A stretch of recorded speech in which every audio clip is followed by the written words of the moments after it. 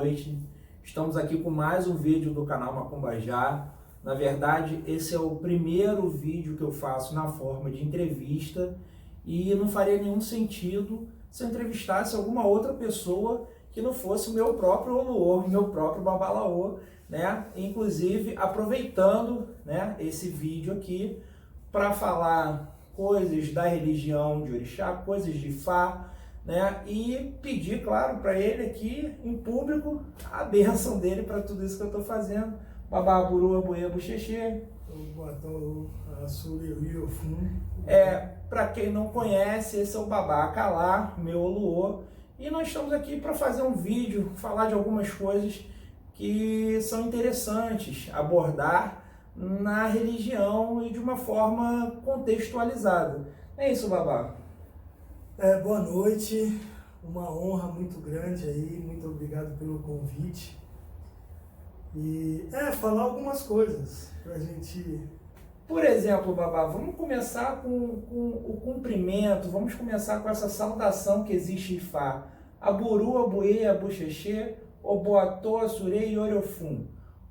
Como é que o senhor vê isso, o significado disso, a tradução? Como é que o senhor interpreta isso? Então, tem muitas coisas dentro do Yorubá que não tem tradução, tem um significado, né? Eu vejo muitas postagens falando, significa isso, significa aquilo, né?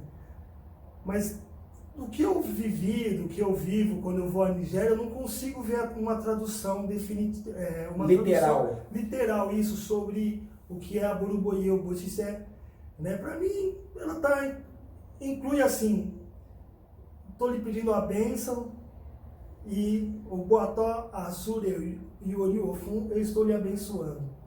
Eu acho que seria mais ou menos isso, o significado, não a tradução. Sim, então o que o senhor está querendo dizer é que isso é uma coisa simples, é uma coisa corriqueira que traz, na verdade, muito mais um sentido do que uma tradução literal. Sem dúvida, é uma coisa muito simples, muito mais simples do que a gente imagina. E o Yorubá, o povo africano, ele usa isso normalmente? Isso é usado entre eles normalmente? É usado pelas pessoas do Ifá, né? O povo Yorubá usa Buruboye para o outro, né? Daí, pessoa que é Babalaô também é do Ifá, responde. Mas os Olorixás eu não vejo a prática, a não ser que ele também seja Babalaô. Daí ele usa, mas se não, ele não tem essa fala. Babá, o senhor usou agora dois termos, né, falando sobre sacerdote, Olorixá e Babalaô. O senhor poderia falar um pouco da diferença entre Olorixá e Babalaô? O Ifá, ele vem, né, dentro da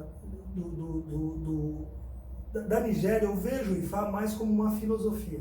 O Ifá é filosofia, é religião, é matemática, é política, é economia.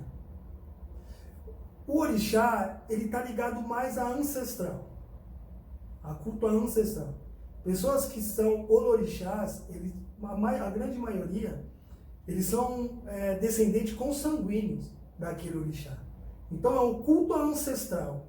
O Ifá seria um culto à palavra de Olodumare, né? Uma adoração à palavra de Olodumare. Uma coisa mais universalista. E o orixá, uma coisa mais regional, isso, de acordo com a tribo, de acordo com a localidade que aquela pessoa nasceu. É isso aí. Aqui, na diáspora, a gente colocou o orixá como Deus, né? E eu vejo na Nigéria que eles têm o orixá como ancestral, né? Eu vejo muita afinidade com o orixá, muito mais do que nós temos aqui. Aqui a gente tem um distanciamento do orixá por nós temos ele como uma coisa muito sagrada. E lá o orixá come junto.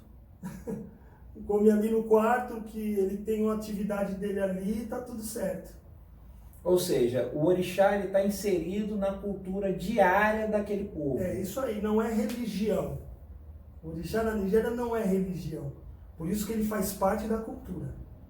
O que difere um pouco da forma de cultuar o orixá aqui no Brasil. Sem dúvida. Com que nós cultuamos do candomblé. Né? Não estamos falando aqui do que é certo ou errado, ninguém está colocando nada como verdade absoluta, mas são duas formas diferentes de olhar uma mesma coisa, não é isso? Sem dúvida. Aqui no candomblé, o orixá existe o candomblé é forte, o candomblé tem a sua magia, tem a sua essência, mas a visão, né, é diferente. A visão é diferente. E existem questões históricas para isso, né, Babá? Fala um pouco dessa questão histórica, dessa visão do candomblé, dessa coisa, de como aconteceu, dos povos que vieram para cá, nas suas ordens. O primeiro povo realmente foi o povo Jeje. Como é que o senhor vê isso historicamente, para que nós tenhamos uma referência melhor do que aconteceu aqui no Brasil? Eu estudo muito, né? Eu vou atrás, eu conheço alguns sacerdotes do Benin e eu conversando com eles sobre a história da escravidão, como começou tudo isso, né? A escravidão ela começa, se não me engano, é do sul, norte da África. Ela não vem diretamente de um povo que é considerado um povo puro de orixá, que é o povo Yorubá. Então, vem outros povos, que é o povo Jeje, o povo do Nagô, Inquice. Esse povo entrou primeiro aqui. Só que o orixá é falado no continente africano tem várias linguagens para falar de orixá. Então, o senhor está querendo dizer que se eu falar de Inquice, eu posso estar falando de orixá numa linguagem diferente? Com certeza. E aqui que começou essa divisão. Que é o que nós chamamos no candomblé de nações. É isso aí. Mas só que o orixá, o mesmo Ogum que é cultuado no povo Yorubá, que é considerado como um povo puro, né? Os filhos de Oduduá, que fala dentro do Odu Irosumedi, né? Que são descendentes diretos de orixá, eles saíram também para fazer filhos, para ter filhos em outros lugares. Só que no Benin, Ogum é feito de uma forma, é visto de uma forma, mas é o mesmo Ogum. No povo Jeje, Ogum é feito de uma forma, mas é o mesmo Ogum. Ou seja, cada povo mantém uma tradição cultuando coisas iguais ou muito próximas. É isso aí. Eu conversando com o povo do Benin, eu vejo muita semelhança do candomblé com o culto no Benin, não com o culto do orixá da Nigéria. Entendeu? Da forma de olhar, da forma de cultuar, tem muita semelhança. Uma proximidade muito maior. Muito grande. Mais do Benin do que África, do que Nigéria. E tudo isso traz algumas coisas em relação a também coisas que são faladas aqui e que as pessoas hoje contestam. Palavras que são utilizadas, as pessoas contestam. Como é que o senhor vê essa questão da tradição em relação ao que é utilizado ou que não é? Como é que o senhor vê essa questão? Acho que o maior problema que nós temos, né, como brasileiro que sou, é mesmo o dialeto. Mas eu acredito que o orixá, ele escuta o coração. É muito complicado hoje eu saber do Yorubá e depreciar, né, uma fala que é milenar, né? Eu tô nadando contra a correnteza fazendo isso. Porque se alguém falou no Yorubá que não era o correto, e como vem de diáspora, devido a um dialeto ser muito difícil, perder alguma coisa, alguma fonética, alguma coisa assim, e hoje falar o que é o correto e falar que aquele está errado, e para mim isso daí eu tô indo contra o que a religião, ou melhor, o que o culto dos orixás, o propósito veio ser aqui no Brasil. Eu estou indo contra tudo isso daí, entendeu? Eu preciso respeitar quem veio antes, mesmo ele falando errado, né? Eu posso sim corrigir alguma coisa dentro da minha casa, mas eu não posso achar que aquilo era a culpa de eu não ter conseguido os benefícios dos quais eu estava indo atrás, e achar que hoje o que é o certo é o que hoje nós temos, que essa proximidade que nós temos de Nigéria, que hoje tudo da Nigéria é correto, que tudo que vem da Nigéria é o correto.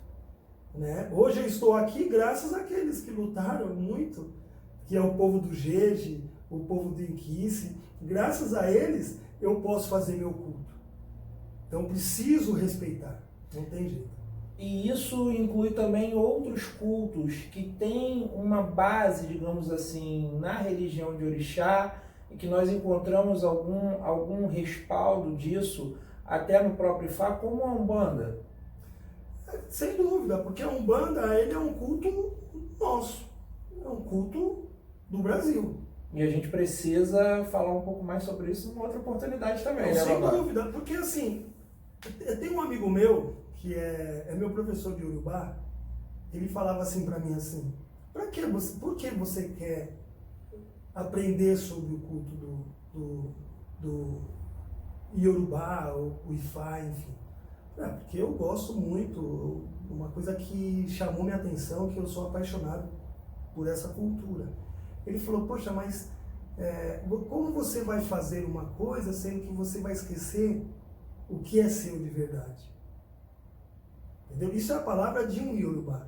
E eu comecei a entender que é cultura deles. É o que lá chamam-se Xexelagbá. É isso aí. Então aqui nós temos, então o que o senhor está querendo dizer é que aqui nós temos a nossa cultura. Vou dar um exemplo. O culto a Exu, como é chamado, Exu Catiço, ou Pombogira, que vem de uma corruptela da Angola, de Pambonidila, ou seja, isso foi de alguma forma conceituado aqui no Brasil, isso é nosso, são espíritos nossos. São espíritos que muitas vezes espíritos são antepassados, são ancestrais da pessoa, porque a possessão ela vem de ancestral.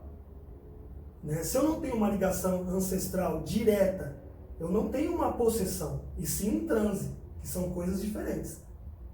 Né? Ser possuído por uma energia, ele tem que ter uma ligação muito forte comigo. É o que eu vejo na Nigéria. Eles são possuídos pelo orixá. Mas quando a gente vai buscar a origem daquele orixá, ele é ligado... Ligação consanguínea. Ligação consanguínea com aquele orixá. Então eu comecei a entender esta fala desse meu professor, as coisas que eu vivi na Nigéria, que todo lugar tem a sua força. Todo lugar do mundo tem a sua força. E essa força é ancestral. Então quando eu deixo de cultuar esse ancestral, quando eu pego um ancestral que não é meu, é um ancestral indireto, né? Que é claro, todo mundo pode cultuar o orixá, porque o orixá foi o Olodumare que fez. Mas eu não posso deixar os meus ancestrais de lado. Eu fazendo isso, eu perco alicerce.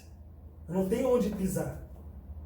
Então a base do culto do Yorubá é ancestral. Eles falam de ancestral toda hora. Todo o Odu Ifá fala de ancestral. A importância do culto ancestral, a importância do respeito ancestral. Então eu vejo a Umbanda um culto ancestral. Né, que vai cultuar os índios, vão cultuar gente nossa, gente que faz parte da nossa terra. Velho, caboclo, boiadeiro. É isso aí. Entendeu? Então, essa visão eu acho muito importante. Eu entender o que é o ancestral. Primeiro, eu preciso entender isso. Agora, eu cultuo meu ancestral Ogum. Mas você é descendente de Ogum? Não, você pode cultuar Ogum, não tem problema. Mas o teu ancestral também tem que ser louvado. E a Umbanda traz isso perfeitamente para nós através das suas entidades. Muito forte. E a gente vê muita possessão dentro da Umbanda. Perfeito. Muito mais do que no Candomblé. Mesmo porque, na Nigéria, a possessão é de uma pessoa. E é uma coisa muito forte, a pessoa se prepara bastante tempo para isso, né, Babá? Dentro de uma aldeia, quando faz esse Setaie da criança... Fala pra gente um pouquinho o que é a Setaie, Babá. Setaie seria um batizado. E dentro desse batizado é revelado um Odu. E esse Odu é revelado o Odu da cabeça e o Odu dos pés. Né? E esse Odu, ele vai ajudar os pais a trilhar, ajudar a criança a trilhar um caminho de prosperidade. Um caminho melhor. Um caminho melhor. E quando sai esse Odu, se a criança já aponta ela como, pode apontar ela como Babalaô, como Babalorixá, como Elegum. Se ela for Elegum, ela vai ser preparada para quando chegar a hora certa, ela se possuir, né, o orixá possuí-la com a sua força para trazer bênção a todos. Entendeu? Babá, vamos desfazer uma confusão que às vezes existe, até por conta dessa questão do linguajar. Egum e Egungun. Então, isso é a mesma coisa. Né? É a mesma coisa. Egum e Egungun é igual. É uma coisa só. Não tem uma diferença de que um é positivo e o outro é negativo? Não. Ou que... Não, isso não existe. Não. É a mesma coisa de Auô e Babalaô. As pessoas acham que Auô é pequeno, gente que fez Ixefá, e Babalaô é maior. Só que Auô e Babalaô é a mesma coisa. É uma forma diminuta de falar Babalaô, falar Auô. Aquela pessoa é Auô e Fá. A gente já sabe que ele é Babalaô. Perfeito. E Babá, vamos falar agora um pouco sobre as atividades do templo. O senhor está para dar um curso de Obi? Tô para dar um curso de Obi, esse curso vai ser online.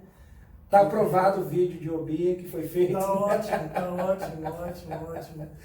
Vai ser online esse curso. Tá para sair aí. Tá trabalhando em cima dele, tá no forno, porque precisa alinhar mais algumas coisas. Mas vai ser muito bacana, vai ser muito proveitoso. Babá, o que o senhor acha interessante? Né? Eu já prometi aos espectadores do canal falar um pouco mais ainda sobre quedas de Obi, porque como o senhor mesmo sabe, coisas que o senhor vem me ensinando, isso é muito mais extenso até do que foi passado, mas existe toda uma necessidade de ter um pouco mais de conhecimento. Olha, o Obi fala, né? O Obi é a língua do orixá, a boca do orixá. Não importa Ifá, não importa orixá, não importa quem for. Né? Não importa nem se eu estou ou não na frente de um assentamento. Basta eu ter um Obi, ter um copo com água, eu chamo qualquer energia ali. Eu evoco qualquer energia com as palavras sagradas e ali eu faço ele vira um oráculo ali. Uma resposta com um sim ou não, até mesmo um caminho de Odu. Mas antes de chegar nisso, eu preciso pelo menos saber o sim ou não. Porque, como diz a reza do Obi, né? Obi livra da morte, Obi livra de acidente, Obi livra de assalto, Obi livra da doença, Obi livra a gente de todas as coisas. Ah, mas por que Obi livra a gente de todas as coisas? Né? Uma pergunta boa. Sim. Por quê? Porque quando você joga Obi, a energia, independente qual for, ela vai falar exatamente o que você deve fazer com aquele Obi. Às vezes é para jogar na rua, para livrar a gente de um assalto, para livrar a gente de uma batida de carro. Às vezes é para a gente comer o Obi, para livrar a gente de problema de saúde. Às vezes é para dar aquele Obi para nossa cabeça, para que a gente tenha a cabeça firme para enfrentar o nosso dia. Por isso que o Obi livra a gente de todas as coisas ruins. Porque a própria energia vai falar o que nós temos que fazer com o Obi. Perfeito. Bom, e tudo isso vai ser abordado nesse curso? É um curso... Esse curso é um curso que eu já tenho há uns 3 anos, acho que mais, uns 4 anos. Mas eu sempre fiz interno. E está reformatando. As pessoas estão querendo esse curso faz tempo já, e eu estou fazendo ele um pouquinho diferente, vão ser módulos. Né? Então vai ter o primeiro módulo e o segundo módulo. Daí o segundo módulo nós vamos abordar, na verdade vão ser 3 módulos de Obi. Primeiro módulo, sim ou não. Um básico. O segundo módulo eu vou falar de Odu. E o terceiro módulo vai ser identificar o Odu no Obi. Sim.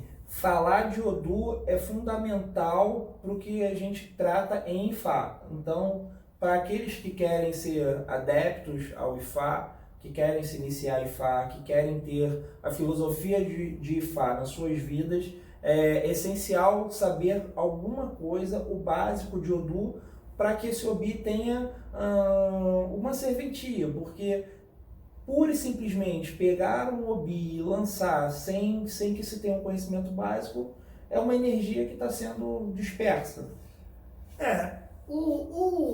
Falando de Odu, só para quem é do Ifá, eu também não vejo desta forma. Odu está aí na internet, todo mundo hoje fala de Odu. Né? Primeiro nós temos que saber o que é Odu, primeira parte. Para depois a gente saber como manipular aquilo. E saber interpretar, porque simplesmente ler e citar não quer dizer saber interpretar e trazer aquilo para que seja proveitoso para a sua vida. É isso aí. O que é Odu? Odu é a história de cada um de nós. Né? Nós temos 16 Odus. Os básicos, os que são primordiais. Isso, que são os chefes, vamos colocar assim. O Olodumare fez, né, esses 16 pensamentos do Olodumare. Ele queria alguém que pudesse levar esse pensamento dele para frente e para orientar seus filhos na Terra. E ele perguntou para Exu. O Exu falou que a única pessoa que tinha cabeça boa para isso era Orumilá. Daí ele leva Orumilá, chama Orumilá e fala: você precisa aprender isso. Orumilá vai dentro da primeira casa, Ediobi. Ele vê tudo lá dentro, ele vê vida, ele vê morte, ele vê aborto, ele vê tristeza, ele vê alegria. Ele sai, vai no Iecumedi, ele vê tudo escuro, ele vê filho, ele vê gente tendo 2 vidas, gêmeos nascendo, ele vê tudo. Até o Fumedi, ele aprendeu. Ele vem com a palavra de Olodumare, certo? Dentro de cada Odu. Então, cada um de nós nascemos com uma história. E esta história se chama Odu. Só que cada um, mesmo nós tendo o nosso Odu, nós passamos, no decorrer da nossa vida, nessas 16 casas. Tá me entendendo? Então, Odu, nós nascemos com uma história. Mas história principal. Mas nós vamos entrar em todas as casas. Até chegar o dia da nossa morte. Ifá, ele nos ensina a viver melhor para que possamos ter uma morte digna. Esse é o propósito do Ifá. Para que possamos ter uma vida após morte digna. Para que não morremos prematuramente. Porque dentro de cada Odu Ifá está o dia e a hora e como todos nós vamos morrer. E cada Odu Ifá está como também a gente antecipa a nossa morte. E antecipando a nossa morte, a gente continua no Orum Aie, que é o Orum da Terra, até o dia da gente ir para o Orum Oki. Então, o Ifá é muito importante na vida do ser humano, porque faz com que a gente viva melhor. Não fala de dinheiro, riqueza, não é nada disso. É viver melhor. Viver melhor. Isso que é o Ifá. Então, quando a gente fala de Odu, eu estou falando da minha história. Se sai um Odu Ifá para uma pessoa que eu vou jogar e sai o meu Odu, se eu contar a minha história toda, eu vou falar muita coisa que está acontecendo na vida da pessoa. Você está me entendendo? Então, Ifá é muito grande. Então, para eu chegar a interpretar uma queda de Odu, eu preciso saber o básico, que é um Odu. Porque aquilo também, é claro, vai sair ali, não é que é a vida da pessoa. É um jogo que está sendo falado ali por uma informação. E dentro dessa informação vem um Odu para que a pessoa tome as decisões e tome as precauções que aquele recado daquele Odu está trazendo. É só isso, mais nada. É muito mais simples do que a gente imagina. A gente acha que o Odu vai mudar a vida, vai mudar isso. Não. Vem o Odu, Ediobê. Esse Ifa está falando para a pessoa tomar cuidado. Não ser arrogante. Ter paciência. Hoje mesmo eu estava falando de Ediobê. Ediobê, você já assistiu Romeu e Julieta? Sim. Romeu e Julieta a gente pensa que é um romance, não é verdade? Sim. Mas Romeu e Julieta, eu fui estudar um pouquinho sobre isso e eu vi uns vídeos do professor Leandro Carnal e segundo ele, Romeu e Julieta... É um filósofo brasileiro, consagrado. Muito. E ele falando sobre Romeu e Julieta, e Romeu e Julieta não é romance. Romeu e Julieta é uma rebeldia de um jovem. Então, eu comecei a interpretar o do Ediobê dentro dessa rebeldia, porque Ediobê fala muito do jovem, porque como é um do pequenininho, ele é criança, então fala muito daquela euforia do jovem. Então, se sai um do Ediobê e a decisão tem que ser tomada naquele dia, a gente já sabe que aquela euforia pode atrapalhar essa decisão. Então, eu preciso entender o Odu entre linhas. Não adianta eu só ler e ver que Ediobê, por ser o Baorum, o rei do céu, vai me tornar rei também. Porque Ediobê também fala que a mentira faz com que o rei perca sua coroa. E o jovem tende ao quê? A mentir, né? A enganar. Porque ele quer viver. Ele quer viver. Né? Ele é dono do mundo. Então entra a arrogância, entra a prepotência. Tudo isso fala dentro de Ediobê. Então se sair de Nas entrelinhas. Nas entrelinhas. Só que se eu leio Ediobê, Ediobê fala de Adê, fala de conquistas, fala de coroa, fala de reinado. Se eu só entender aquilo, eu não vou conseguir interpretar o que eu preciso melhorar para conseguir todo esse reinado. Não é uma coisa tão simples, né? Não, é muito complexa. Tá certo, Babá. Bom, falamos algumas coisas aqui que nós achamos interessantes. Eu agradeço o senhor pela disponibilidade. Agradeço o senhor por passar um pouco do seu conhecimento a todos os meus telespectadores. Tá? Queria fazer um convite. O Babá vai deixar os contatos dele, ele tem canal no YouTube. E eu espero poder entrevistá-lo outras vezes, falando sobre outros assuntos. Vamos sim. Tá certo? Dividir um pouco desse conhecimento grande que o senhor tem. Tá? E ele parabenizar pela pessoa simples e cordata que o senhor é. Muito obrigado. E eu que agradeço aí a oportunidade, fico feliz porque, que nem eu sempre falo, eu acho que a gente precisa falar realmente algumas coisas para as pessoas entenderem que o culto do Orixá, o culto do Ifá, ele é muito simples. Muito simples. Basta estar com o coração aberto que o Orixá vai entender, né? Já fala aqui o Urumilabola de Oku, né? Que entende todas as línguas. E eu agradeço muito. Eu tenho um canal no YouTube que é Babá Akalá. Sigam lá.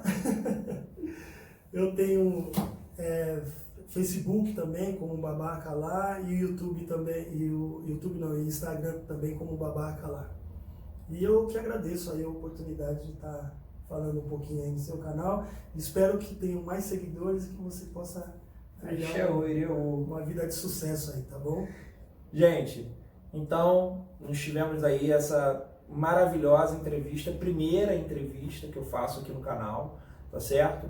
Muito obrigado, continuem assistindo os vídeos, deem os likes, se inscrevam nos canais, é importante esse feedback que vocês dão pra gente e é bacana pela continuidade do nosso trabalho. Estamos aqui num frio, bastante frio. Muito frio. Tá? Estamos aqui em Santo André, tá bastante frio. Muito frio. Mas a gente se coloca sempre à disposição de trazer um pouco do que a gente sabe e dividir com vocês, tá certo? isso está inserido também no que eu falei na live que eu fiz lá na loja Origem da Fé, tá certo? Sobre irmandade, sobre nós usarmos a religião para coisas positivas, para coisas boas. Religião tem que agregar, religião tem que trazer verdade, tem que trazer coisas boas para as pessoas, tá certo? Então vamos continuar nessa mesma vibração, tá certo? Sempre trazendo positividade, vamos mudar a nossa vida com positividade. Conhecimento é muito importante, adquiram conhecimento, continuem buscando e vamos agregar, sempre agregar, tá certo? É a mensagem que eu deixo para vocês, tá bom? Um abraço e fiquem com o Orixá. Axé.